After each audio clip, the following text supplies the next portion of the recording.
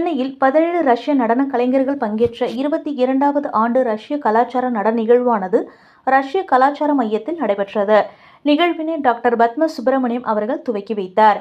இதில் சென்னையில் உள்ள ரஷ்ய கூட்டமைப்பின் துணை தூதரக வலேரி கோட்சேவ், துணை தூதர் லட்சுமி நாராயண், ஜெம் வீரமணி, இந்து என் ராம், பிரம்மோஸ் ஏவுகணை தந்தை டாக்டர் சிவதானு பிள்ளை, எஸ்ஆர்எம் பல்கலைக்கழக வேந்தர் TR பாரிவேந்தர், சுந்தர வடிவேலு, ரஷ்ய கலாச்சாரம் மற்றும் அறிவியல் மையத்தின் இயக்குனர் அலெக்சாண்டர் டோடோனோவ் மற்றும் பி. தங்கப்பன் உள்ளிட்ட ஏராளமானோர் கலந்து கொண்டனர்.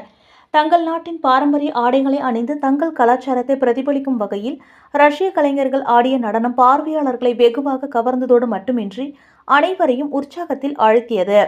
இவர்களின் ஒவ்வொரு நடனமும் அதற்கேற்ற அங்க அசைவுகளும் உணர்ச்சி பூர்வமாக இருந்தது. இதில் பங்கேற்ற கலைஞர்கள் அனைவரும் தங்களின் திறமையை சிறப்பாக வெளிப்படுத்தினர். ரஷ்யன் ஹவுஸ் மற்றும் ஏர் அரேபியாவுடன் இணைந்து இந்தோ ரஷ்ய கலாச்சாரம் மற்றும் நட்புறவு அமைப்பு இந்த நிகழ்விற்கு ஏற்பாடு செய்திருந்தது. சென்னையில் நடைபெற்ற இந்திய ரஷ்ய கலாச்சார விழாவில் திரு. தங்கப்பன் பேசியது, இந்தியாவிற்கும் ரஷ்யாவிற்கும் இடையிலான ஒத்துழைப்பு மற்றும் தொழில்நுட்ப உறவுகள் மிகவும் முக்கியமானது என்று கூறினார். அதன் பின்னர் சிவதானு பிள்ளை, பல ஆண்டுகளாக இந்தியாவிற்கும் ரஷ்யாவிற்கும் இடையேயான நல்லுறவு உறுதியாக இருக்கிறது என்று கூறினார்.